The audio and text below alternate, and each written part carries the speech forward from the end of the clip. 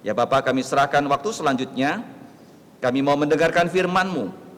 Kebaktian di ruang ini, di kelas, kebaktian usia indah, kebaktian sekolah minggu, bahkan kebaktian umum di Siantan, kami serahkan agar semua ini bisa memuliakan nama-Mu. Demikianlah ya Bapa doa kami, hanya di dalam nama Tuhan Yesus kami berdoa dan bersyukur. Amin. Silakan duduk.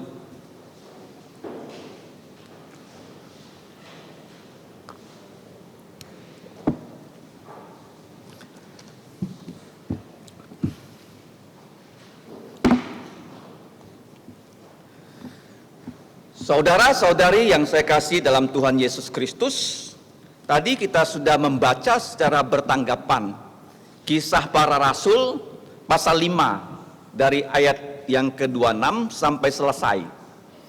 Dan minggu lalu kita sudah belajar ya perikop sebelumnya, yaitu di mana ada peristiwa penting yang terjadi ketika para rasul ya, yang tidak disebut nama-namanya, tetapi menurut hemat saya itu semua rasul itu ditangkap dan dimasukkan penjara oleh para pemimpin agama Yahudi yang kita kenal dengan pemimpin TAI, para tua-tua, ahli-ahli Taurat, dan imam-imam kepala. Nah, para rasul ini adalah orang yang paling penting di muka bumi. Karena kepada mereka Tuhan Yesus sudah amanatkan untuk memberitakan Injil, mulai dari Yerusalem, seluruh Yudea, Samaria sampai ke ujung bumi. Dan ketika mereka melakukan tugas itu dengan baik, karena mereka dipimpin oleh Allah Roh Kudus, mereka menghadapi hambatan, yaitu mereka ditangkap dan dipenjarakan. Tetapi Tuhan langsung turun tangan. Mereka tidak sampai bermalam di dalam penjara. Karena ketika malam Tuhan memimpin mereka keluar dari penjara, mengirim malaikat. Dan para rasul inilah orang yang pernah bertemu dengan malaikat. Ketika Yesus bangkit, mereka pergi ke kubur, mereka bertemu malaikat. Ketika Yesus naik ke sorga, dan pada saat Yesus tidak dapat dilihat lagi dengan mata mereka, Yesus mengutus 2 malaikat. Dan mereka dipimpin oleh Tuhan keluar dari penjara. Dan penjara itu ya pintunya dibuka oleh malaikat. Tetapi penjaga-penjaga tidak tahu bahwa tahanan penting itu sudah dilepaskan oleh Tuhan. Minggu lalu kita sudah belajar, para rasul itu ditolong oleh Tuhan, diteguhkan oleh Tuhan, supaya mereka dapat lagi pergi ke halaman bait Allah, berdiri di situ, dan memberitakan firman kehidupan. Kita semua kalau tidak ada firman kehidupan, kita semua akan mati. Seandainya sekarang ada vaksin COVID-19, begitu disuntikkan vaksin ini, COVID itu nggak bisa lagi menyerang kita. Wah, vaksin ini ya pasti diperebutkan seluruh manusia di muka bumi. Injil Yesus ketika kita percayai dalam lubuk jantung kita, kematian itu nggak bisa berkuasa atas kita lagi, tahu nggak? Kalau kamu sudah percaya Yesus, kuasa maut itu sudah lepas dari hidup kita. Kalau sekarang Yesus datang, kita yang sudah percaya Yesus tidak akan mengalami kematian.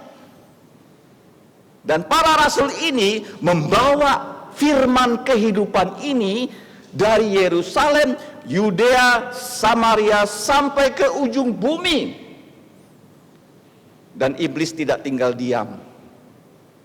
Peristiwa yang paling penting ini akhirnya mau dihalangi melalui ante-ante iblis, yaitu para pemimpin TAI. Dan para pemimpin ini berhasil menangkap para rasul, dan para rasul dibebaskan di tengah malam.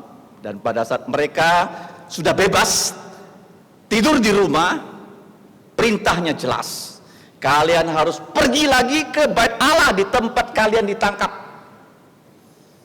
Kalau kita lihat di koran, tidak ada polisi menangkap orang terus malam-malam dilepaskan. KPK kalau menangkap orang, dia akan tahan orang itu 24 jam, diperiksa, ditemukan 2 bukti, dilanjut 20 hari. Tetapi mereka ini ya ditangkap, masuk sebentar dalam sel, dikeluarkan oleh malaikat, tidur di rumah, pagi-pagi mereka melayani lagi di pelataran Bait Allah. Dan ketika para pemimpin TAI, minggu lalu kita sudah belajar, sudah bertemu ya 70 orang, mereka mengirimkan utusan ke dalam penjara. Waktu sampai di penjara, zaman itu kan tidak ada WA, tidak ada telepon. Penjara itu dalam keadaan terkunci, penjaganya ada di depan pintu, semua sel dibuka, tak satu pun rasul-rasul itu ada di dalam. Dan mereka bertanya-tanya, di mana ini para rasul? Kok bisa dijaga dengan ketat sampai lepas seperti itu? Akhirnya ada yang memberi laporan dari Bait Allah. Oh, para rasul itu sedang mengajar di Bait Allah. Dan akhirnya kita membaca pada pagi hari ini ayat 26 sampai 28. Judul khotbah hari ini adalah teladanilah, teladan semua rasul untuk memperluas kerajaan Allah dengan memberitakan Injil. Kerajaan Allah itu harus disebarluaskan di seluruh muka bumi oleh para rasul. Karena mereka punya 2 tugas, mendirikan gereja perjanjian baru dan menulis Alkitab perjanjian baru. Dan ketika mereka sedang mengajar itu, mereka didatangi lagi oleh kepala pengawal serta orang-orang yang diutus oleh pemimpin TAI ke Bait Allah, lalu mengambil kedua rasul itu. Nah, kalau kita baca selanjutnya, bukan hanya 2 rasul ini yang diambil loh, semua rasul, tetapi tidak dengan kekerasan, karena mereka takut kalau orang banyak melempari mereka dengan batu.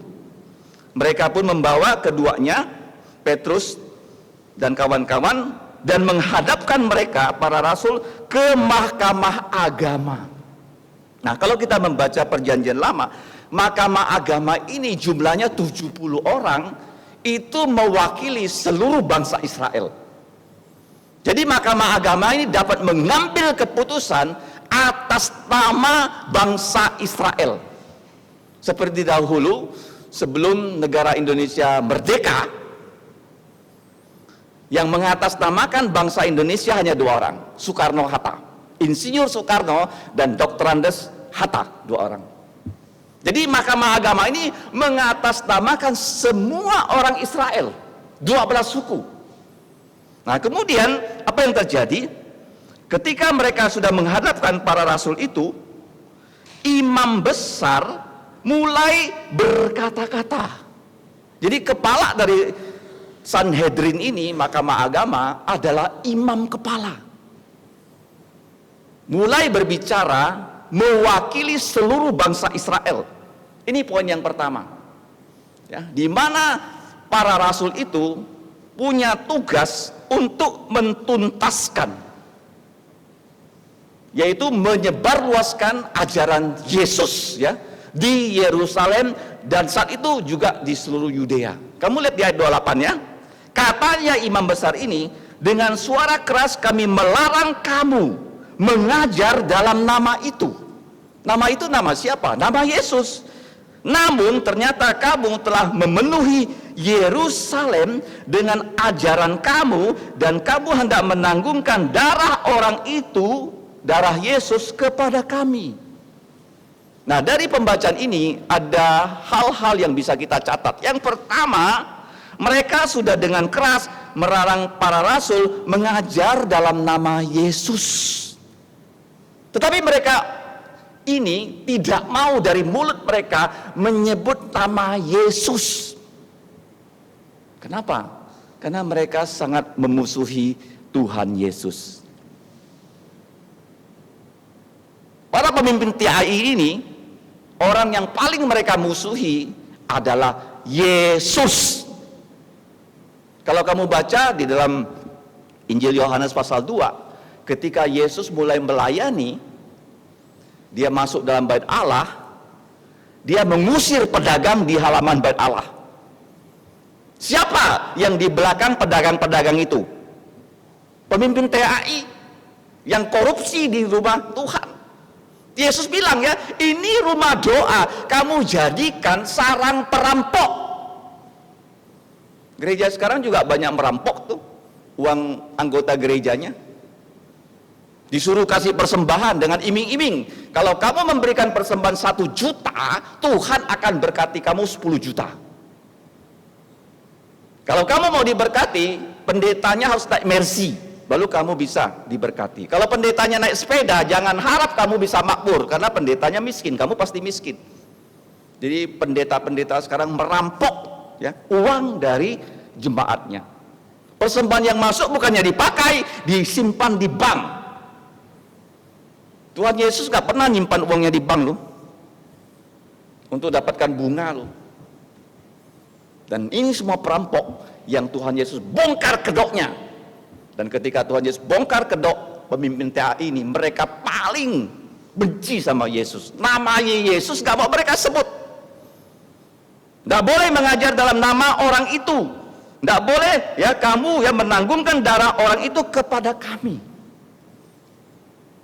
Jadi mereka ini sangat memusuhi Yesus. Kalau kamu membaca dalam Matius 21, sebelum Tuhan Yesus disalib, Tuhan Yesus juga membersihkan bait Allah 1 kali lagi loh. Dalam sejarah orang Yahudi tidak ada orang yang bisa membersihkan bait Allah, dan para pemimpin ini nggak bisa berbuat apa-apa. Kenapa? Karena Yesus itu Allah Maha Kuasa. Begitu dia membersihkan bait Allah, pemimpin ini sepertinya anak kecil yang ada di pojok nggak bisa buat apa-apa. Jadi gereja ini hanya bisa dibersihkan oleh Tuhan Yesus loh. Kalau ada gereja yang korupsi, Tuhan Yesus yang bisa bersihkan loh. Nggak ada yang lain. Nah mereka sangat benci Yesus. Kalau Yesus masih hidup, mereka pasti mati. Kalau mereka mau hidup, mereka harus membunuh Yesus. Karena Yesus ini merupakan ancaman terbesar mereka dari pemimpin TAI itu. Nah, ketika mereka berkata kepada para rasul, melarang para rasul, tapi para rasul itu tidak pernah mau tunduk kepada mereka. Walaupun ditangkap, ditakut-takuti, dipukul, para rasul tetap setia pada Tuhan Yesus. Ada satu hal yang perlu kita catat di sini. Kamu ya para rasul sudah memenuhi Yerusalem dengan ajaran kamu tentang Tuhan Yesus. Apa itu ajaran para rasul tentang Tuhan Yesus? Injil. Apa itu Injil? Yesus Kristus sudah mati untuk dosa-dosa semua manusia sesuai kitab suci. Yang kedua, Tuhan Yesus sudah dikubur. Kuburannya dapat saya tunjukkan, Petrus bilang. Di mana? Itu di tempat itu kosong kuburannya. Kalau Pilatus ya tahu kami yang mencuri mayat Yesus, kami pasti tertangkap. Nggak mungkin kami mencuri mayat Yesus. Dan Petrus mengatakan kuburnya kosong. Kenapa? Karena dia sudah bangkit. Kami menampak ya, bertemu dengan Yesus yang sudah bangkit, dan kami menyaksikan Yesus naik ke sorga. Dan semua orang tahu bahwa yang menyalibkan Yesus itu para pemimpin TAI yang melobi Pilatus. Salibkan dia, salibkan dia. Darah Yesus tanggungkan pada kami dan anak cucu kami.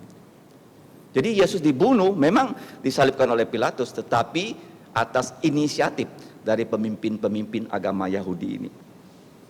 Dan para pemimpin ini tahu bahwa para rasul sudah memenuhi, bukan bait Allah saja loh, Yerusalem dengan ajaran kamu. Nah ini kata yang penting ya. Nah kalau kita periksa mulai dari Kisah Rasul pasal 1 sampai Kisah Rasul pasal 5. Dalam Kisah Rasul pasal 1 dikatakan pada ayat 8, kamu akan menerima kuasa kalau Roh Kudus turun ke atas kamu, dan kamu akan menjadi saksiku di Yerusalem. Jadi para rasul ini sudah berhasil ya melakukan tugas dari Tuhan Yesus, tetapi harus di seluruh Yudea dan Samaria dan sampai ke ujung bumi. Jadi kalau kita periksa dari pasal 1, pasal 2, pasal 3 sampai pasal 5 kisah para rasul, ternyata tidak kurang dari 40 hal yang mereka ajarkan kepada orang Yahudi yang tidak yang begitu jelas dalam perjanjian lama. Mari kita lihat satu persatu. Ada 7 kelompok. Yang pertama tentang Allah Tritunggal, tentang Tuhan Yesus, tentang Roh Kudus, tentang Israel, tentang manusia, tentang malaikat dan setan. Jadi di perjanjian lama, ajaran-ajaran ini memang sudah ada, tetapi diperjelas di perjanjian baru. Kalau tidak ada diajarkan oleh para rasul, kita nggak tahu dengan jelas. Bapa, Putra, Roh Kudus, nggak tahu dengan jelas. Karena dalam perjanjian lama, nggak ada tempat dalam satu ayat ada kata Bapa, Putra, Roh Kudus, nggak ada. Hanya di perjanjian baru. Dan ketika 3.000 orang bertobat, Petrus dan kawan-kawan membaptis 3.000 orang itu di dalam nama Allah Bapa dan Putra dan Roh Kudus. Nggak pernah terjadi sebelumnya loh, pembaptisan dalam nama Allah Tritunggal, nggak pernah. Dan orang yang dibaptis bukan hanya 3.000, kita baca ada 5.000 tambahan loh. Yerusalem zaman itu bukan Yerusalem yang seperti zaman sekarang. Yerusalem zaman itu penduduknya itu puluhan ribu. Kalau sudah ada 8.000 orang yang dibaptis, itu berarti seluruh Yerusalem tuh hampir sudah percaya Yesus loh. Jadi para pemimpin ini tahu loh, setiap mereka pergi kemana-mana, orang-orang itu sudah percaya Yesus. Dan itu merupakan ancaman untuk pemimpin agama Yahudi. Yang pertama, para rasul mengajarkan tentang Allah Tritunggal. Kalau kita lihat, Allah Tritunggal itu Allah yang Maha Tahu. Kisah Rasul 2 ayat 23. Kemudian diajarkan juga tentang hari Tuhan, yaitu Kisah Rasul 2:20 atau Tesalonika yang kedua pasal 2, di mana Tuhan Yesus akan datang kedua kali menjadi hakim untuk semua manusia. Kemudian juga mereka mengadakan perjamuan kudus setiap hari Minggu. Ya, orang Israel itu merayakan perayaan Paskah 1 tahun 1 kali. Tetapi di dalam gereja, setiap hari Minggu mereka memecah roti yang tidak beragi. Ya, orang Yahudi itu hanya makan roti tidak beragi itu pada hari Paskah bulan Nisan saja, tanggal 14. Ya, selama 7 hari. Tetapi di dalam gereja perjanjian baru setiap minggu pecah roti, perjamuan kudus. Itu belum pernah terjadi di Israel. Makanya Yesus adakan perjamuan kudus sebelum dia mati. Ada perjamuan kudus. Kemudian tentang Yesus ada 20 ajaran yang mereka sudah ajarkan. Yang pertama, Tuhan Yesus sudah disalib. Tuhan Yesus sudah dikubur. Dan semua orang Yerusalem tahu Yesus sudah disalib loh. Dan semua orang Yerusalem tahu Yesus sudah dikubur. Dan Petrus bisa mengatakan kuburnya itu kosong. Coba pergi ke luar kota Yerusalem, di Bukit Golgota, Bukit Kalvari. Sampai sekarang Bukit Kalvari masih ada tuh di Yerusalem. Kenapa? Karena itu bukit batu, dari jauh kelihatan seperti tulang tengkorak. Ya, kamu bisa cek di internet. Ada lubang matanya, ada lubang hidungnya, ada lubang mulutnya. Ya, seperti tengkorak. Yesus disalib di situ. Dan tidak jauh dari Bukit Kalvari, tengkorak, ada kubur Yesus, gua batu yang kosong. Saya pernah masuk di dalam kuburnya Yesus. Dan saya katakan, kalau kita punya keluarga sudah meninggal, ada batu nisannya. Ditulis namanya, ditulis kapan dia lahir, kapan dia wafat. Dan membuat kubur kan mahal kan? Ya, bisa 30 juta, 40 juta loh sekarang loh. Tetapi kubur Yesus, nggak ada batu nisan seperti itu. Yesus lahir kapan, wafat, nggak ada. Tulisannya apa? Dia sudah bangkit dari kematian, dia tidak ada di sini. Satu-satunya kubur yang seperti itu nggak ada, hanya kubur Yesus. Makanya kalau kita percaya Yesus, ya kita kalau sekarang Yesus datang tidak mengalami kematian. Petrus bersaksi kepada mereka, ya tentang Yesus sudah disalib, Yesus sudah bangkit dari kematian, dan Yesus sudah naik ke sorga. Dan Yesus yang naik ke sorga, dia berjanji akan datang kembali dan ada tanda-tandanya. Ya, sekarang tandanya makin jelas. Tanda yang paling jelas sekarang itu apa? Yaitu Israel sudah menjadi satu negara. Tahun 1948 loh. Tidak ada negara yang terbentuk seperti Israel. Kamu cek saja ya. Indonesia merdeka, penjajahnya pergi, diusir. Kalau Israel itu enggak loh, dia sudah meninggalkan tanah Israel. Kenapa? Karena mereka berkata, tanggungkanlah darah Yesus kepada kami dan anak cucu kami. Dan sungguh-sungguh Allah menghukum mereka loh. Dan mereka itu ya dipencarkan ke seluruh dunia. Dan tanah Israel itu sudah menjadi milik orang lain. Tetapi mereka kembali pelan-pelan membeli tanah malaria, tanah rawa, dan akhirnya mereka mendirikan negara Israel tahun 1948. Kenapa? Karena Yesus katakan sebelum dia datang kedua kali, Israel harus jadi satu negara tapi tidak ada raja. Pemimpin Israel sekarang itu presiden sebagai simbol dan perdana menteri. Raja mereka siapa? Yang sudah mereka salibkan. Yesus orang Nazaret, raja orang Yahudi, akan datang loh. Jadi tanda-tandanya sudah di depan mata. Gempa-gempa bumi.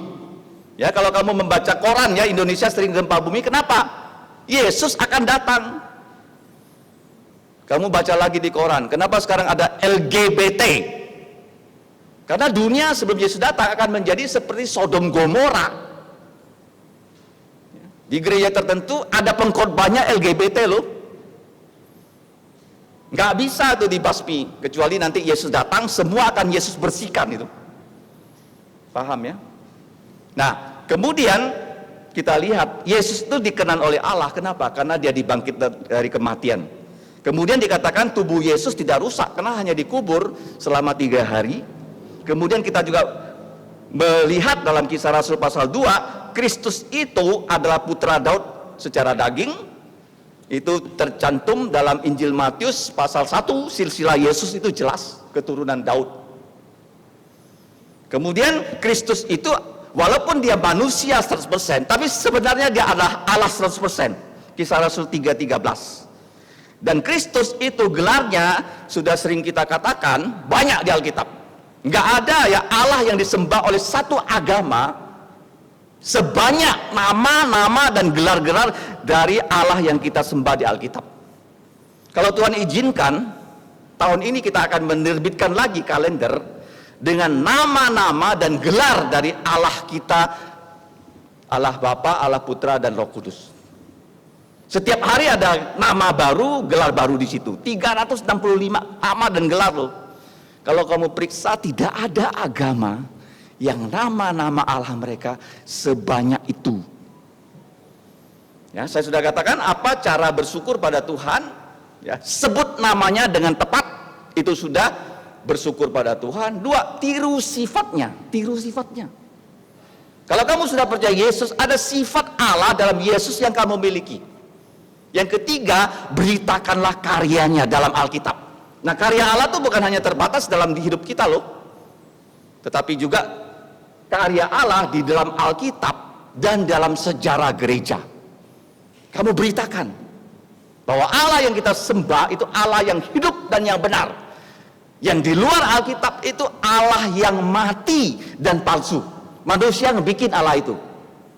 Ya, semua agama Allahnya itu buatan manusia loh. Manusia berpikir Allah seperti ini, dia tulis Allah seperti ini. Mengerti? Tetapi Allah yang hidup yang benar, dia datang mencari manusia melalui Tuhan Yesus. Jadi Kristus adalah yang kudus dari Allah. Yang kudus tuh orang Kristen ya. Kalau membaca Alkitab kita tahu Allah kita itu selain dia besar ya, selain dia adil, dia maha tahu, maha hadir, maha kuasa, dia kudus. Kenapa kudus? Waktu Yesus mengusir roh-roh jahat, roh-roh jahat itu pasti memanggil Yesus, hai engkau yang kudus dari Allah. Bagaimana Yesus mau menguduskan kita? Dia harus mengalirkan darahnya di salib. Nah, kalau tidak ada darah Yesus, kita nggak bisa dibasuh dosanya. Ya, saya sering katakan kenapa roh-roh jahat nggak bisa diselamatkan? Karena roh jahat tak punya darah. Kamu dan saya punya darah. Golongan kamu bisa O, A, B, A, macam-macam. Tetapi kita perlu darah Yesus menghapus dosa kita. Jadi yang kudus dari Allah adalah gelar dari Tuhan Yesus, karena Allah Bapa kudus, Allah Putra kudus, Roh Kudus itu kudus. Yang ke-10, Kristus adalah Allah yang esa. Satu Allah tapi tiga pribadi. Tiga pribadi tapi satu Allah. Saya sering katakan Allah tidak bisa hanya satu Allah satu pribadi. Ya, sebelum ada ciptaannya, sebelum ada manusia, kalau ada satu Allah satu pribadi, dia nggak bisa Allah mengasihi Allah, nggak mungkin. Itu namanya egois, bukan kasih. Kasih harus ada orang yang dikasihi. Jadi Bapa mengasihi Putra. Kalau hanya dua pribadi juga tak cukup. Waktu Yesus di bumi harus ada dua saksi. Bapa berkata, inilah Putraku yang kukasihi, kepadanya aku berkenan, dengarkan dia. Kemudian ada Roh Kudus turun dalam bentuk burung merpati. Jadi dua saksi. Di surga ada tiga yang bersaksi, Bapa, Firman, dan Roh Kudus. Jadi Allah Tritunggal. Itu Allah yang hidup dan yang benar. Kalau Allah hanya Allah begini, itu palsu. Apa? Palsu. Ya, karena dia adalah kasih, tidak pernah dia berubah. Paham ya? Ketika ditanya orang Yahudi, kamu menyembah Allah Yehova saja begini? Betul. Kamu tidak percaya Bapa, Putra, Roh Kudus? Gagal. Ada lagi agama berikutnya yang percaya Allah hanya satu dan satu pribadi. Agama Islam. Ya kan? Hanya Alkitab ini. Allah satu, betul, bukan tiga, tapi tiga pribadi. Tiga pribadi tapi satu. Karena tiga yang bersaksi. Nah, kita lihat di sini, Yesus Kristus adalah Allah. Yang ke-11, Yesus adalah Raja yang memberikan kehidupan. Dengan bangkit dari kematian, Dia memberikan kita hidup yang kekal. 12, Kristus akan menegakkan kembali tahta kerajaan Daud. Kamu tahu nggak? Waktu Yosua disuruh masuk ke tanah perjanjian, ada batas wilayah yang sampai Raja Daud, batas itu nggak pernah dimiliki oleh bangsa Israel. Jadi kerajaan Israel tidak pernah sampai batas di tempat yang Tuhan tentukan untuk Yosua. Jadi kapan batas itu bisa dicapai? Waktu Yesus menjadi raja dalam kerajaan 1000 tahun. Kemudian yang ke-13, Kristus akan mengalahkan musuh-musuh Allah dalam Mazmur 110. Kemudian Yesus itu satu-satunya raja dan juru selamat. Ya, zaman Covid-19 itu sering sekali kita mendapatkan kiriman salam sehat. Salam apa? Salam sehat. Orang Kristen itu salamnya bukan salam sehat saja, salam selamat. Selamat dalam Yesus. Kalau nggak ada Yesus, nggak bisa selamat. Walaupun sekarang sehat, akhirnya pun mati. Kalau tidak percaya Yesus, mati ya masuk dalam neraka. Salam selamat. Paham? Sehat saja tak cukup. Kemudian Kristus itu adalah, ya, Yesus adalah Tuhan dan Kristus. 16, ada kuasa di dalam nama Yesus. Ya, kamu tahu waktu Petrus menyembuhkan orang lumpuh sejak lahir, emas perak aku tidak punya, tetapi dalam nama Yesus bangkit dan berjalanlah. Ya kan? Kita sekarang juga punya ya kuasa dalam nama Yesus. Kamu bisa berdoa pada Bapa dalam nama Yesus. Dan dikatakan oleh Yesus, apa saja yang kamu minta dalam namaku untuk kemuliaan dari Allah, Yesus akan jawab iya. Akan jawab iya loh. Jadi dalam nama Yesus, para rasul ya melakukan semua pelayanan mereka. Kemudian kedatangan Kristus yang kedua dijanjikan 18. Kemudian kita lihat penderitaan Kristus itu perlu untuk menebus seluruh manusia. Ini yang tidak diterima oleh para pemimpin agama Yahudi. Mereka ingin ketika Mesias itu ya datang ke bumi, langsung membebaskan mereka dari penjajahan Roma. Padahal di dalam kitab Perjanjian Lama, kalau kita melihat bahwa Yesus ya penderitaannya adalah tema utama dalam kitab suci Perjanjian Lama. Kalau kita baca Mazmur 22, itu Mazmur salib. Kalau kita membaca dalam Yesaya 53, Mesias itu harus mati di atas kayu salib. Itu pesan yang sudah sejak Adam dan Hawa dikatakan pada manusia, bahwa akan ada permusuhan antara engkau, ya, ular, dengan perempuan ini. Keturunan perempuan ini akan meremukkan kepalamu, dan engkau akan melukai tumitnya, keturunan perempuan. Itu menandakan Yesus akan disalib, tetapi dengan disalibnya Yesus, kepala ular akan dihancurkan. Jadi orang Israel itu tidak terima bahwa Mesias itu harus disalibkan dan menderita. Itu adalah pemberitaan para rasul yang mereka katakan adalah isi dari seluruh kitab suci perjanjian lama. 5 kitab Musa, kemudian kitab para nabi, dan tulisan-tulisan. Ya, waktu Yesus bangkit, dia menampakkan diri pada 2 orang yang berjalan di jalan menuju Emmaus. Yesus membuka, ya, mulai dari kitab Taurat, kitab Nabi, dan kitab Mazmur kepada mereka, bahwa Mesias harus lebih dulu menderita. Kemudian yang terakhir, Yesus adalah nabi, dan semua orang kalau mendengarkan Tuhan Yesus akan mendapatkan keselamatan. Tetapi kalau tidak mau mendengarkan Yesus, tidak mau bertobat, maka akan mengalami kebinasaan. Jadi pertama, ya, para rasul memenuhi Yerusalem dengan ajaran Tritunggal Tuhan Yesus. Yang ketiga, tentang Roh Kudus, ya. Roh Kudus itu adalah Allah, sudah kita pelajari di pasal 5, bahwa Ananias dan Safira berbohong pada Allah Roh Kudus dan mereka dihukum mati.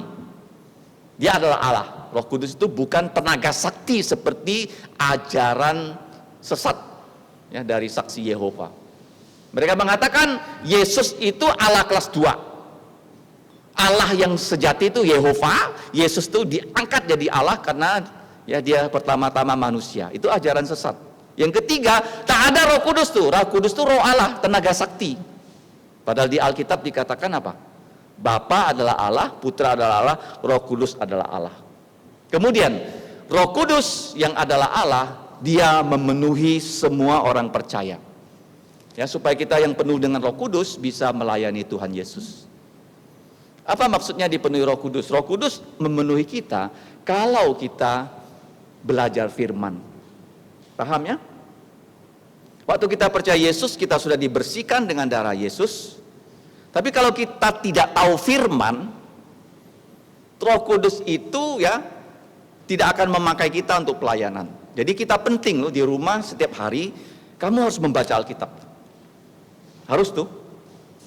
Nah, tadi malam saya mendapatkan kesempatan menonton wawancara, ya, dengan saudara Ahok. Dan satu kesaksian yang dia sampaikan dalam wawancara itu, umurnya sekarang sudah 55, dia bilang. Ditanya oleh pewawancara, sudah berapa kali kamu membaca Alkitab? Dia menjawab sudah 30 kali membaca Alkitab dari Kejadian sampai Wahyu. Pertanyaannya kepada kita, bagaimana dengan kita? Ada nggak tiap hari baca Alkitab? Kalau kamu tidak membaca Alkitab, bagaimana mungkin kamu tahu kehendak Tuhan? Paham? Ini buku yang paling berharga di dunia ini. Harus kamu baca. Kalau kamu rajin membaca firman Tuhan ini, Tuhan akan memimpin hidup kamu dengan firman-Nya. Ya, jangan kita sibuk, tidak karu-karuan setiap hari, ngalor ngidul. Ya, begitu bangun langsung online. Mau tidur online. Alkitabnya kapan dibaca? Jadi kita bersyukur Roh Kudus ingin memenuhi kita asal kita hidup kudus dan pikiran kita ini dipenuhi dengan firman-Nya. Kemudian Roh Kudus itu, ya, adalah yang memimpin para rasul dalam pengabaran Injil. Kemudian yang diajarkan yang kelompok keempat adalah tentang orang Israel. Bahwa orang Israel itu pertama kali ditawarkan keselamatan oleh Allah. Kemudian yang kelima diajarkan dalam pasal 1, pasal 2 sampai pasal 5 itu tentang manusia. Ya, manusia. Manusia yang bagaimana? Semua manusia sudah berdosa karena orang Yahudi itu begitu bangga menjadi keturunan Abraham. Yesus mengatakan, kamu itu bukan keturunan Abraham loh, kamu adalah keturunan iblis. Yesus setuju kepada mereka loh. Kalau kamu keturunan Abraham, kamu tidak akan membunuh saya. Dan Yesus mengatakan, kalau Allah mau, Allah bisa membangkitkan dari batu-batu itu menjadi keturunan Abraham. Maksudnya apa? Ya, kita ini yang lubuk jantungnya sudah membatu, ya, penyembah berhala nenek moyang kita, karena mendengarkan Injil Yesus kita bisa percaya Yesus. Jadi semua manusia sudah berdosa, dan dosa itu hanya bisa selesai kalau kita bertobat dan dosa kita diampuni. Kemudian diajarkan bahwa orang yang percaya Yesus harus dibaptis. Makanya tadi diumumkan ada pelajaran dasar Alkitab untuk orang yang mau dibaptis dewasa. Jadi untuk yang belum ya dibaptis, dipersilakan mendaftar untuk belajar bulan Agustus ya, supaya dapat dibaptis. Kemudian diajarkan oleh para rasul tentang manusia bahwa manusia di akhir zaman, laki-laki dan wanita sama-sama bisa menjadi pengabar Injil, menyampaikan nubuat. Ya, baik putra dan putri adalah imam-imam. Kalau sekarang di zaman perjanjian baru, kamu percaya Yesus, kamu laki-laki, kamu wanita, semua kamu bisa menjadi saksi Tuhan Yesus. Kalau di zaman perjanjian lama, hanya Harun dan putra-putranya menjadi imam loh. Suku-suku yang lain nggak bisa. Kita adalah imam-imam di dalamnya naungan Yesus yang adalah imam besar agung kita. Artinya begini loh, kita bisa berdoa untuk orang lain dalam nama Yesus. Ya, saya sudah katakan doa itu 5S kan? Sapa Bapa, sesal dosa, syukur anugerah, saudara-saudara kita doakan dulu. Ya, ada keluarga kamu yang belum percaya Yesus, kamu doakan. Keperluan orang lain kamu doakan dulu. Jadi orang Kristen tuh nggak mungkin menjadi egois kalau dia ikut firman Tuhan. Paham ya? Karena kita mendoakan orang lain dulu. Seperti Nehemia ya. Nehemia itu berdoa, baru di pasal terakhir dan sebelumnya dia berdoa untuk dirinya sendiri. Jangan sampai kamu masuk gereja berdoa sendiri, berdoa untuk sendiri. Orang lain kamu nggak peduli. Nggak boleh ya. Kamu harus melihat keperluan orang lain dulu, berdoa untuk mereka, baru terakhir kamu berdoa untuk diri sendiri. Coba buktikan ya, kita sudah belajar kitab Nehemia. Buka Nehemia pasal terakhir, ayat terakhir. Kita baca sama-sama ya. Nehemia terakhir, ayat terakhir. 1, 3. Pula kutetapkan suatu cara untuk menyediakan kayu api pada waktu-waktu tertentu, dan untuk hasil-hasil yang pertama, ini doanya ya, 1, 3.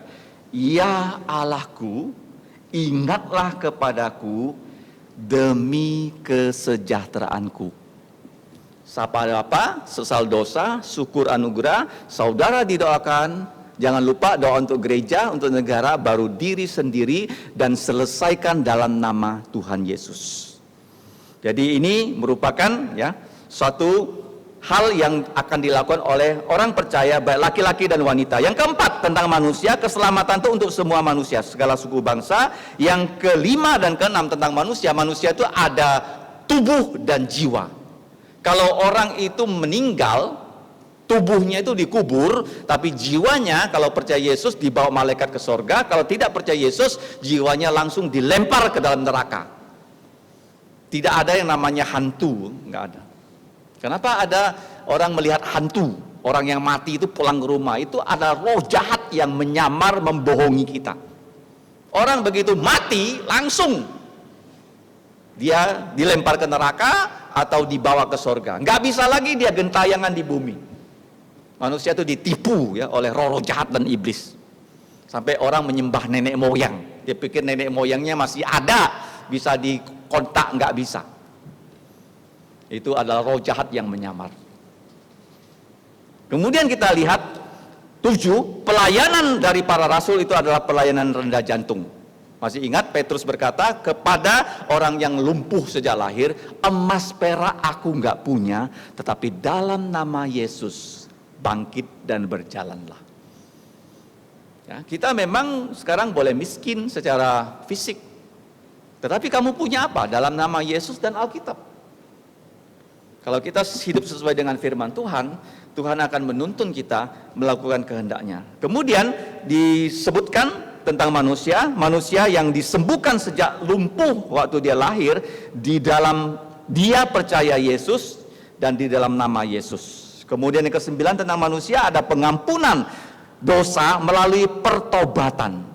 Jadi kalau orang tidak bertobat, tidak ada pengampunan. Ya, jadi buah Roh Kudus itu adalah bertobat, ya, dan buah Roh Kudus, 2 hal. Baru kita bisa diselamatkan. Kemudian yang ke-10 tentang manusia, ada hal yang dijanjikan bahwa kita akan mengalami kelegaan yang menyegarkan. Artinya begini, yang ke-11, dunia ini akan dipulihkan seperti di zamannya Taman Eden. Ya, di zaman kerajaan Tuhan Yesus 1000 tahun. Jadi Yesus akan membuat bumi ini direstorasi sehingga manusia, kalau kamu baca dalam kitab Yesaya 65 dan 66 dan Wahyu pasal 20, ada kerajaan 1000 tahun. Manusia bisa hidup sampai umurnya 1000 tahun. Kalau mati umurnya 100, dianggap mati muda. Jadi para rasul telah memenuhi Yerusalem dengan ajaran tentang Allah, tentang Tuhan Yesus, tentang Roh Kudus, tentang Israel, tentang manusia, 5. Ada 2 lagi tentang malaikat dan tentang setan. Ada 7 hal. Mereka memenuhi Yerusalem dengan 40 poin ya ajaran ini. Kamu berkata, kok banyak ya? Tidak apa-apa ya, karena poin-poin ini ya sudah saya kirim ya lewat WA gereja. Kamu bisa lihat satu persatu, kamu bisa cerna satu persatu, dan kalau kita mau merenungkan ajaran ini, pasti kita menjadi orang yang berbahagia karena kita diberkati oleh firman Tuhan. Nah, yang berikutnya, ayat 29 sampai 32, apa yang terjadi? Jadi para rasul harus tuntaskan ya ajaran Yesus Kristus di Yerusalem dan Yudea. Itu yang mereka kerjakan, dan itu sudah diakui oleh para pemimpin bahwa Yerusalem sekarang sudah penuh dengan ajaran para rasul. Ya, tadi sudah kita pelajari ada 40 poin. Kemudian yang kedua, tetapi Petrus dan rasul-rasul itu menjawab, katanya, kita harus lebih taat kepada Allah daripada kepada manusia. Ini poin kedua. Takut kepada Tuhan, jangan takut kepada manusia yang melawan kehendak Tuhan. Ya, banyak kali kita manusia takut kepada manusia. Contohnya, kaum minoritas pasti takut dengan kaum mayoritas. Satu orang pasti takut kalau dia dikeroyok 10 orang, begitu kan, kira-kira begitu. Kecuali di film kungfu ya, satu jagoan dia bisa melawan sekian banyak, itu hanya di film, itu fiksi. Kenyataannya ya, manusia takut pada manusia. Seperti para pemimpin TAI ini, mereka tidak berani menangkap ya rasul-rasul itu dengan paksa. Kalau ditangkap dengan paksa, para rasul itu nggak mau ikut. Mereka tangkap dengan paksa. Jadi orang yang ada di pelataran Bait Allah bisa melempari mereka dengan batu loh. Jadi kamu jangan takut kepada manusia. Kenapa? Kalau para rasul sampai takut kepada manusia, Injil Yesus itu nggak bisa sampai ke ujung bumi. Petrus dengan jelas berkata, kami harus lebih taat kepada Allah daripada kepada manusia. Allah nenek moyang kita telah membangkitkan Yesus yang kamu gantung pada kayu salib dan kamu bunuh. Nah, Petrus ini begitu berani loh. Selain pertama dia mengatakan, kami harus takut kepada Allah, bukan kepada manusia, bukan kepada kalian pemimpin TAI. Yang kedua, dia langsung beritakan Injil kepada 70 orang pemimpin agama Yahudi. Ini peristiwa luar biasa ya. Kalau di Indonesia, hanya Presiden Republik Indonesia yang boleh berpidato kepada seluruh rakyat Indonesia dalam sidang umum DPR MPR dan disiarkan melalui TV nasional. karena dia berbicara kepada rakyat Indonesia mulai dari Irian sampai Aceh. Petrus ini sedang berbicara kepada sidang umum MTR orang Yahudi. Jadi orang-orang Yahudi yang berkumpul di situ mewakili seluruh bangsa Israel, dan apa yang mereka dengarkan harus mereka sampaikan kepada rakyat orang Israel. Ini kesempatan loh. Kalau kita ditanya, kenapa para rasul ditangkap? Kenapa para rasul disidang? Karena Tuhan ingin mengabarkan Injil kepada bangsa Israel melalui para pemimpin ini. Kalian sudah bunuh Yesus, kamu salibkan, tetapi dia telah ditinggikan oleh Allah sendiri dengan tangan kanannya menjadi pemimpin dan juru selamat, supaya Israel dapat bertobat dan menerima pengampunan dosa. Ini beritanya begini, kalian pemimpin-pemimpin ini sudah membunuh Yesus loh. Kalian berkata kan, darah Yesus tanggungan kepada kami, kepada anak cucu kami. Tapi sekarang Yesus mengutus kami untuk menawarkan perdamaian dengan kalian. Asal kalian mau percaya Yesus dan bertobat, maka dosa kamu akan dihapuskan. Nah, di antara pemimpin Sanhedrin ini ada nggak yang sungguh-sungguh percaya Yesus? Kalau kita baca di dalam Alkitab, minimal ada dua mereka yang percaya, yaitu Nikodemus dan Yusuf Arimatia percaya Yesus. Selain itu kita nggak membaca. Dan Petrus berkata, kami adalah saksi dari segala sesuatu ini, dan kami dan Roh Kudus. Ini kata-kata yang tidak pernah didengar oleh orang Israel. Roh Kudus, Roh Kudus, Roh Kudus loh. Perjanjian lama itu hanya disebut Roh Allah, Roh Allah. Tapi di sini diberi nama yang lebih spesifik, Allah Bapa, Putra, dan Roh Kudus. Jadi para rasul menjadi saksi bersama Roh Kudus untuk semua orang yang taat kepada Dia, kepada Allah. Jadi di sini Petrus mengabarkan Injil kepada seluruh bangsa Israel. Melalui siapa? Para pemimpin ini. Yang jumlahnya lengkap loh, 70 orang, mewakili 12 suku, mewakili semua bangsa Israel. Supaya orang ini sadar kan, Petrus dan kawan-kawan itu orang kampung, nelayan, kok bisa berbicara di Yerusalem, dan orang Yerusalem yang percaya kepada Yesus melalui Petrus dan kawan-kawan itu hampir 10.000 orang loh. Kalau itu bukan pekerjaan Allah, nggak mungkin itu terjadi. Dan mereka juga tahu kenapa Petrus dan kawan-kawan bisa bebas dari penjara. Harusnya mereka sadar ini pekerjaan Tuhan. Dan nanti selanjutnya kita melihat ada seorang yang bernama Gamaliel.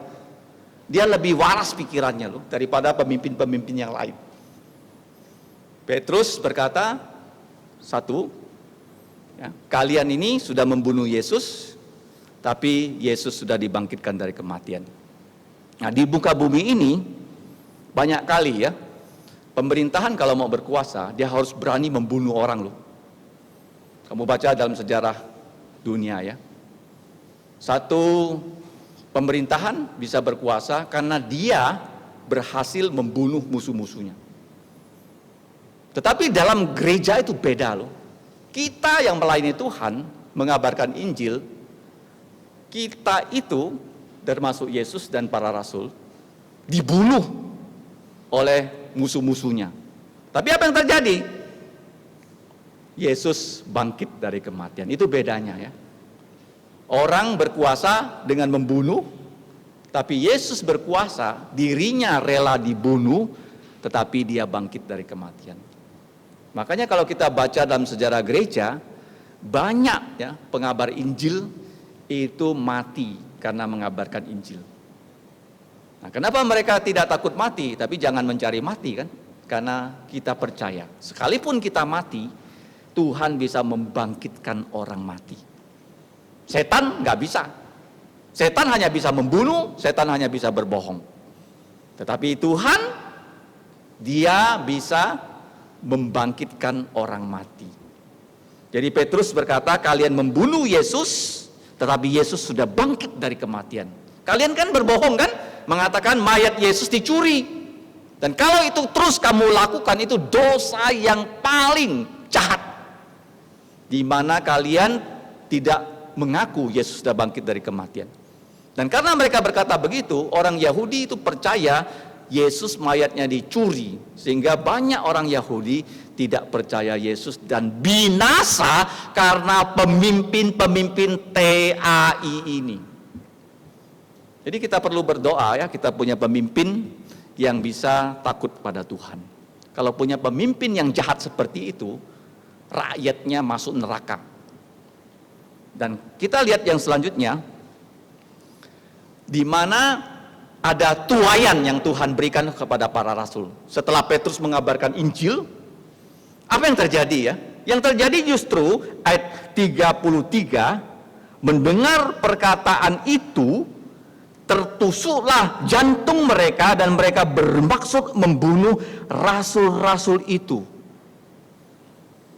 Jadi kalau kita lihat sebelumnya, Petrus berkhotbah di hari Pentakosta, ada 3.000 orang percaya Yesus. Tapi di sini pemimpin yang jumlahnya 70 bukannya bertobat, tapi jantung mereka itu seperti ditusuk pedang. Petrus langsung tunjuk pada mereka, loh, inilah kamu yang telah membunuh Yesus, bukan? Karena kalian yang menangkap Yesus melalui Yudas, kalian yang mengadili Yesus, kalian yang membawa Yesus ke Pilatus. Dan Petrus mengatakan, waktu Pilatus bilang, bebaskan Yesus, kamu bilang jangan, bebaskan Barabas, Yesus disalib, darahnya tanggungkan pada kami dan anak cucu kami. Dan mereka itu ya, kejahatannya dibongkar kembali oleh Petrus.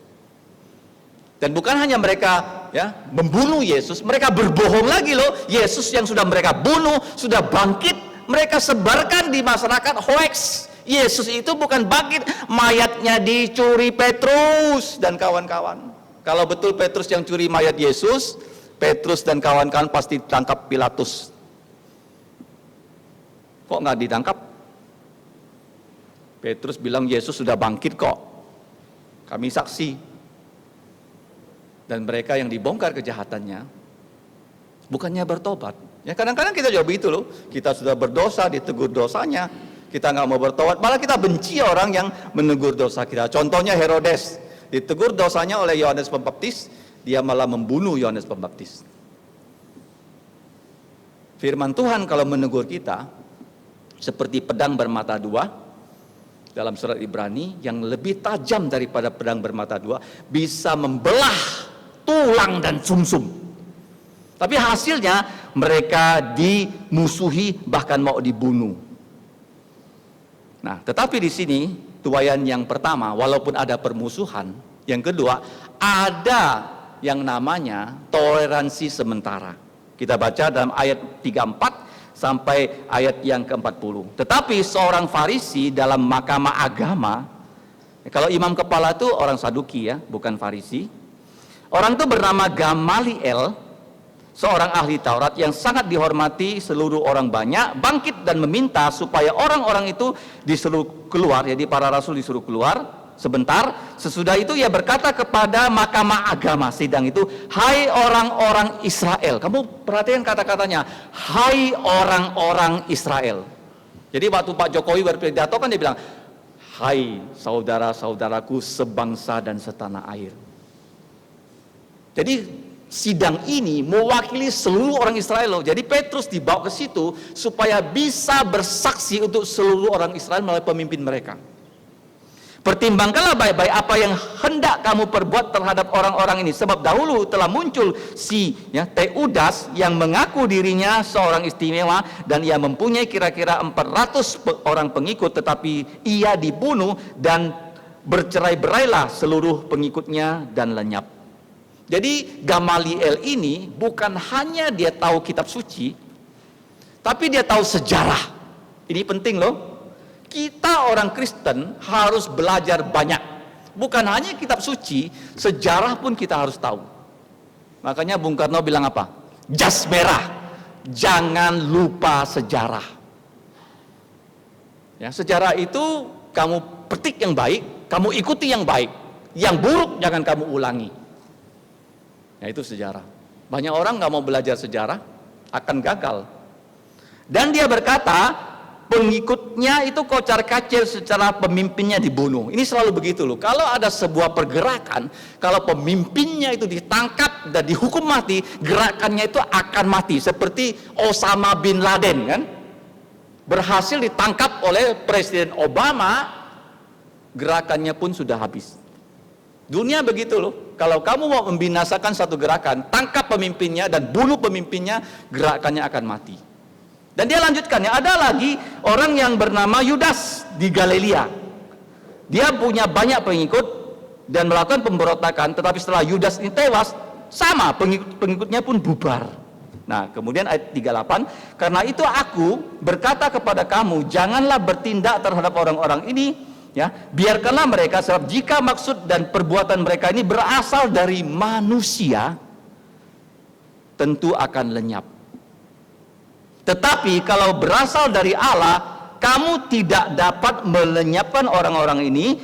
Mungkin ternyata juga nanti bahwa kamu melawan Allah. Minggu yang lalu saya sudah katakan, para pemimpin TA ini melawan Allah, menganiaya Rasul-Rasul Yesus, dan menghalangi pekabaran Injil. Makanya mereka ditegur supaya bertobat.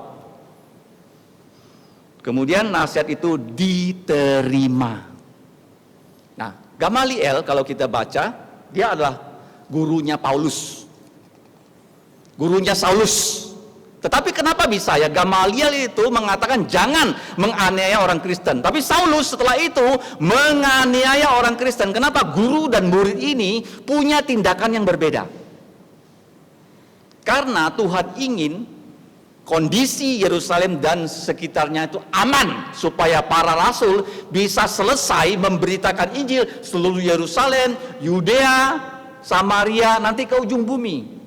Nah, tetapi setelah tugas itu selesai mereka lakukan, mereka menjadi orang yang apa? Sudah terlena. Ya, terlena apa? Karena mereka sudah merasa nyaman, gereja Yerusalem sudah besar. Mereka tidak pergi ke ujung bumi.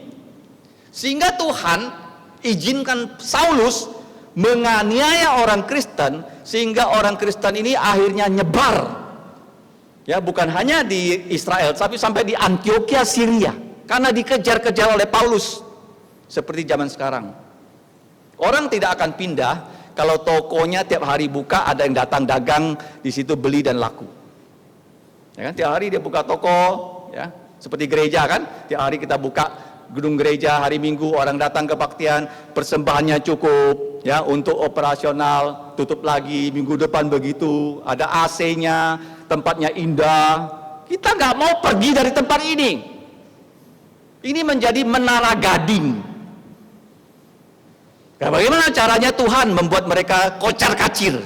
Kirim Saulus, tangkap orang-orang ini. Jadi Yerusalem menjadi apa? Orangnya tersebar. Seperti Jakarta dulu kan, tahun 98. Orang-orang kena kerusuhan dan nyebar. Tuhan izinkan toleransi sementara supaya gereja di situ berkembang. Kita juga begitu loh, jangan sampai kita hanya berkebaktian di sini. Kalimantan tuh luas loh. Kita harus melatih orang supaya orang pergi ke tempat lain mengabarkan Injil, mendirikan pos PI, mendirikan gereja. Kalau itu tidak lakukan, kita adalah orang yang gagal. Kita lahir di gereja ini, kita hidup di gereja ini, mati juga di gereja ini, nggak melihat ada perkembangan gereja ini. Itu bukan caranya Yesus. Paham ya? Kita harus berani pergi ke ujung bumi dengan doa. Kamu harus berdoa loh, Tuhan kirim pengerjamu ke tempat lain.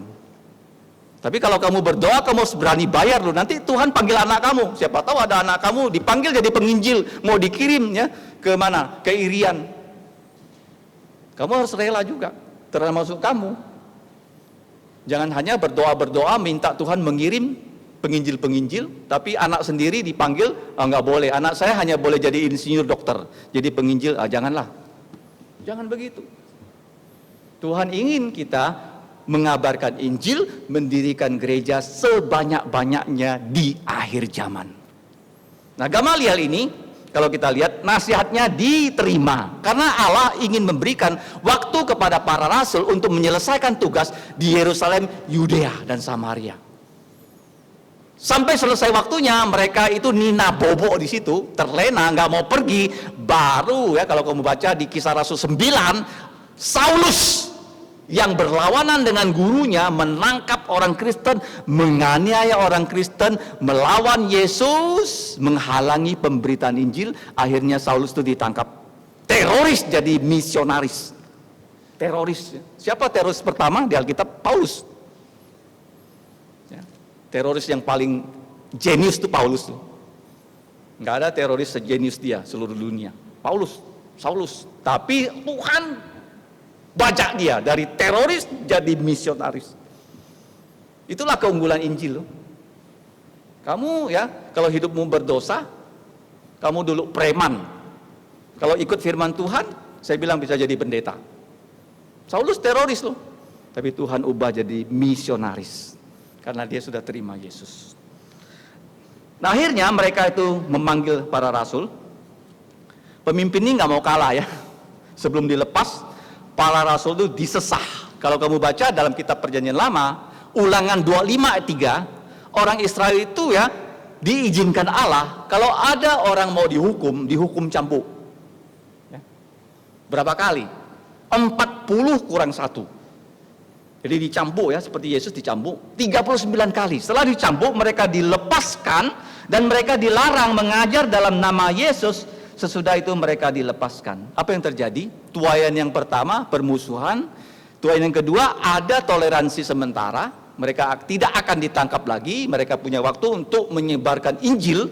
Tetapi yang ketiga, para rasul itu dipimpin oleh Tuhan meninggalkan sidang mahkamah agama dengan gembira. Ini luar biasa ya. Mana ada orang setelah dipukul babak belur, mukanya masih senyum. Yesus berkata, berbahagialah kamu karena aku kamu dianiaya. Mereka itu ya berdarah-darah loh, dicambuk loh. 40 kali kurang 1 loh. Tapi mereka bergembira. Kenapa? Mereka bergembira karena mereka telah dianggap layak menderita penghinaan oleh karena nama Yesus. Semakin kamu dihina, kamu melayani orang tak hargai kamu itu sedang diangkat oleh Allah loh, ngerti nggak? Seperti Yesus, dia dihina di salib, tapi Allah bangkitkan dia dari kematian. Kalau kamu melayani Tuhan, jangan takut kamu ditolak, jangan takut kamu tidak diakui, jangan takut kamu tidak dipersahabati oleh orang, jangan takut. Ya, mereka ini mengalami permusuhan dari pemimpin. Tapi mereka itu bergembira, kenapa? Karena mereka bisa menderita karena dihina dalam nama Yesus. Yesus berkata begini loh, aku saja sudah dihina oleh dunia, kamu siap-siap dihina. Aku sudah dimusuhi dunia, siap-siap kamu dimusuhi oleh dunia. Kalau kamu diterima oleh dunia, artinya kamu bukan orangnya Yesus. Mengerti ya? Zaman sekarang banyak ya pergaulan di media sosial. Hati-hati loh. Oh saya mau post ini, oh banyak orang suka, like semua, bahaya kamu. Berarti yang kamu post itu mungkin bukan tentang Yesus, karena semua like. Paham ya? Kita jadi orang Kristen, kalau kita bersaksi tentang Yesus, orang benci kita, orang memandang rendah kita, nggak apa-apa. Allah akan meninggikan kita, dan mereka setiap hari melanjutkan pengajaran mereka, ya bukan hanya tadi 40 loh, menjadi dari kitab Matius nanti sampai kitab Wahyu. Selesai. Bukan hanya puluhan, ratusan pengajaran dan ribuan poin. Kalau 40 ini hanya sudah buat kamu mabuk ya. Belajarnya. Kamu harus bertobat. Lebih dari 40 poin tadi loh. Dan mereka mengajar tiap hari di rumah Allah dan di rumah-rumah, dan mereka memberitakan Injil 4 poin. Ya, Injil, Yesus sudah mati untuk dosa kita, sudah dikubur, sudah bangkit, menampakkan diri tentang Yesus yang adalah Kristus, yang adalah nabi, imam dan raja. Mereka beritakan setiap hari. Sebagai penutup, masa pandemik ini membuat orang online ya. Tetapi kita bersyukur di gereja kita selain ada yang online, ada juga kebaktian seperti hari ini. Ya, banyak orang sekarang itu terhalang ya kegiatannya karena pandemi. Tetapi kalau kita lihat ya dari 1 tahun lebih gereja kita sejak bulan Maret, pelayanan gereja kita ini ada terjadi peningkatan. Kebaktian untuk ya para hamba-hamba Tuhan dan pengurus itu double ya. Kamu lihat ya ada rekaman yang sudah disiapkan pada hari Sabtu di kanal kita. Itu direkamnya pada hari Jumat atau hari Kamis. Setelah direkam, ya, minggu ini saya berkhotbah dalam bahasa Indonesia dan istri saya menerjemahkan dalam bahasa Hakka dan sudah ada di internet.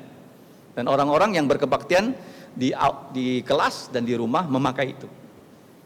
Dan pagi ini kita berkebaktian, jadi sudah double. Ya. Kemudian kalau kita lihat sebelum pandemik, gereja itu ya memiliki kebiasaan mengabarkan Injil 1 bulan 1 kali, seperti gereja-gereja Alkitab Presbyterian lainnya, 1 bulan 1 kali. Tetapi setelah masa pandemi kita menyadari ya bahwa dunia ini kalau tidak ada Injil orang tidak akan selamat. Kita tingkatkan menjadi 1 bulan 2 kali, dan belakangan ini setiap minggu kita pergi mengabarkan Injil. Ya, kalau tidak ada Injil dikabarkan, orang nggak bisa percaya Yesus, nggak bisa selamat. Makanya tadi saya bilang salam kita bukan hanya salam sehat, salam selamat. Jadi kalau dibandingkan para rasul, mereka tiap hari mengabarkan Injil loh. Pertanyaannya, kamu mau nggak menjadi pengabar Injil untuk keluarga kamu yang belum percaya Yesus? Karena Tuhan ingin selamatkan kamu dan seisi rumah kamu. Makanya kalau gereja tidak memberitakan Injil, kita tidak menyenangkan Tuhan Yesus. Kita punya sekolah kalau tidak mengabarkan Injil juga tidak menyenangkan Yesus. Kita punya sekolah Alkitab kalau tidak mengabarkan Injil, kita tidak menyenangkan Yesus. Makanya ya, untuk masa selanjutnya akan diadakan latihan pengabaran Injil. Saya harap ya kita semua bisa ikut supaya kita bisa dilatih menjadi pengabar-pengabar Injil seperti para rasul. Pagi ini kita sudah belajar. Yang pertama, para rasul mereka tuntaskan pengajaran Yesus di Yerusalem dan seluruh Yudea Samaria sebelum ke ujung bumi. Itu yang pertama. Yang kedua, para rasul ini untuk bisa menuntaskan tugas ini, mereka harus takut Tuhan, tidak takut manusia. Itu ya. Dan mereka berani kabarkan Injil kepada para pemimpin yang sudah membunuh Yesus, supaya mereka bertobat dan membawa orang Israel bertobat dan diselamatkan. Dan Rasul mengatakan kami adalah saksi dan Roh Kudus itu adalah saksi. Kalau ada orang bisa percaya Yesus itu pekerjaan Roh Kudus. Kalau sekarang kita pergi mengabarkan Injil, orang mau terima Yesus itu pekerjaan Roh Kudus. Yang ketiga, tuayannya apa? Kalau kita bekerja, apa upahnya sih? Tuayan yang pertama itu mereka dimusuhi oleh pemimpin TAI yang mau membunuh para rasul. Dan kalau kamu baca Kisah Rasul pasal 12, Yakobus dibunuh oleh mereka loh. Yakobus. Kisah Rasul pasal 7 itu Stefanus dibunuh oleh mereka. Kalau kamu memberitakan Injil, kamu menghadapi permusuhan, tidak apa-apa. Kalau Tuhan izinkan kita mati karena Injil, Yesus bisa membangkitkan kita. Jangan takut. Yang kedua, ada toleransi sementara, damai sementara. Kenapa ada gencatan senjata? Karena Gamaliel mengusulkan kalian gak boleh melawan mereka. Kalau mereka dari Tuhan, kalian melawan Tuhan. Dan kata-kata Gamaliel ini diterima oleh sidang itu. Dan para rasul bisa melayani. Kita gak tahu berapa lama di Yerusalem, Yudea, sampai Injil sudah selesai diberitakan di Yerusalem, Yudea. Dan akhirnya mereka merasa apa? Terlena. Nah, gereja nggak boleh terlena ya. Mereka tidak mau pergi dari Yerusalem, Yudea. Akhirnya Kisah Rasul pasal 9, Tuhan mengizinkan Saulus menangkap orang Kristen, memenjarakan orang Kristen sehingga mereka terpencar. Kalau kamu baca surat 1 Petrus, Petrus mengirimkan surat kepada orang-orang Israel yang percaya Yesus yang tersebar di Asia Kecil. Kamu baca ya. dalam 1 Petrus pasal 1. Jadi Allah punya waktunya. Kemudian yang terakhir, Tuhan memimpin mereka menderita penghinaan karena nama Yesus. Ya, kalau kita melayani, kita merasa dihina orang, nggak apa-apa.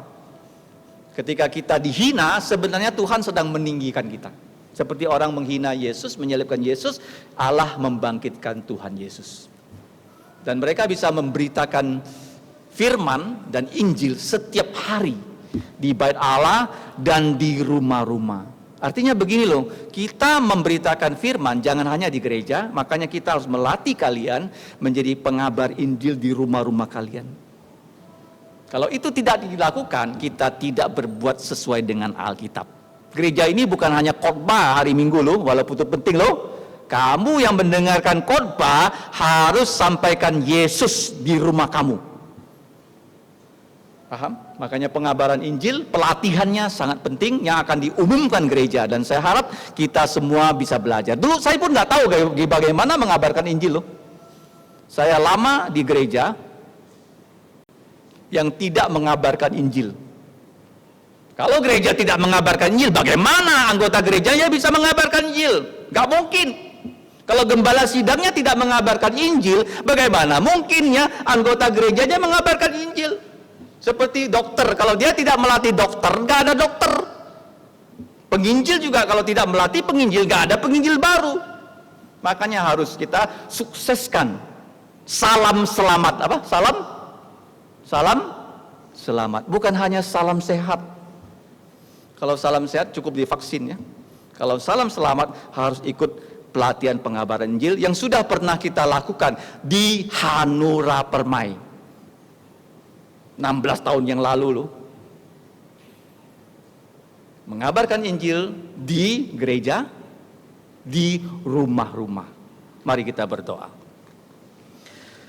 Bapa kami di surga, kami mengucap syukur untuk hari ini kami bisa belajar dari Roh Kudus melalui pekerjaannya yang adalah untuk mengabarkan Injil Tuhan Yesus melalui para rasul. Tolonglah kami ya Bapa menjadi orang-orang yang melakukan hal-hal seperti yang para rasul lakukan, karena kami mau taat kepada firman-Mu dan tuntunan Roh Kudus. Ampunilah dosa kami dan ampunilah juga kelalaian kami dalam membuat hal yang terbaik ini untuk menyelamatkan manusia yang sudah jatuh dalam dosa. Demikianlah doa kami ya Bapa, hanya dalam nama Tuhan Yesus kami berdoa dan berterima kasih. Amin. Pujian kita yang terakhir kita akan nyanyikan dengan berdiri 372. 372, oh bangkitlah, kabarkanlah Injilnya. 372.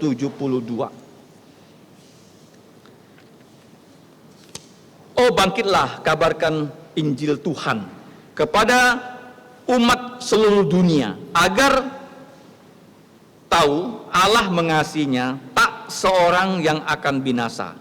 Kabarkan berita Injil damai, kabarkan Yesus menebus ya, manusia. 372.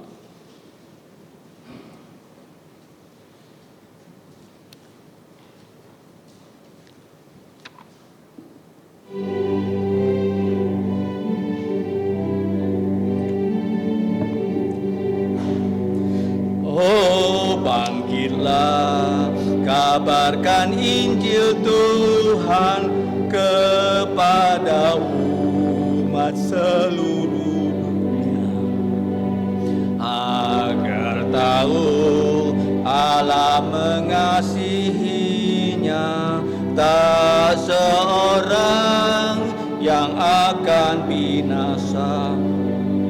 Kabarkan berita Injil damai, kabarkan Yesus menebus manusia. Kabarkanlah kepada bangsa semua, kasih Allah melebihi semua. Demi kita rela datang ke dunia, mati di salib tebusan kita. Kabarkan berita Injil damai, Yesus menebus manusia. Bertaatlah, kabarkan Injil mulia, persembahkan harta jiwa rohmu. Berdoalah agar menang berperang, persembahanmu pahala kelak. Kabarkan berita Injil damai, kabarkan Yesus menebus manusia. Kita tetap berdiri, mari kita bersatu dalam doa penutup. Allah Bapa kami yang bertahta di dalam kerajaan sorga, Bapa dari Tuhan kami Yesus Kristus yang adalah kepala gereja, kami mengucap syukur untuk kebaktian yang sudah Engkau tuntun dari awal sampai akhir untuk meninggikan dan memuliakan nama-Mu di dalam setiap acara kebaktian ini. Sekarang ya Bapa, kami akan berpisah dari gedung gereja ini ke rumah kami masing-masing. Kami menyerahkan hidup kami ke dalam pimpinan-Mu sekali lagi. Baik kami yang masih kecil, yang sudah sekolah, yang sudah bekerja, dan yang melayani Engkau. Kiranya Engkau memakai kami sebagai murid-murid Yesus, sebagai saksi-saksi Yesus yang setia.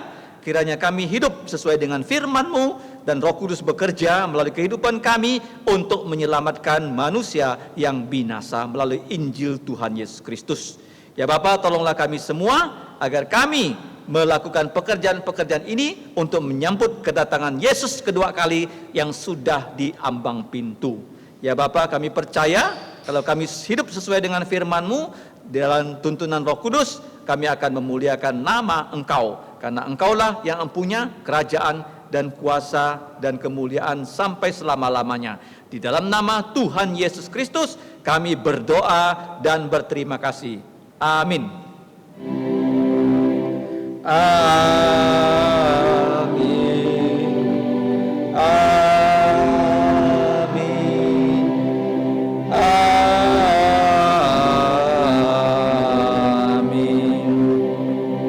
Amin. Saudara-saudariku dalam Yesus, silakan duduk. Doa teduh. Tuhanmu memberkatimu, Tuhanmu melindungimu.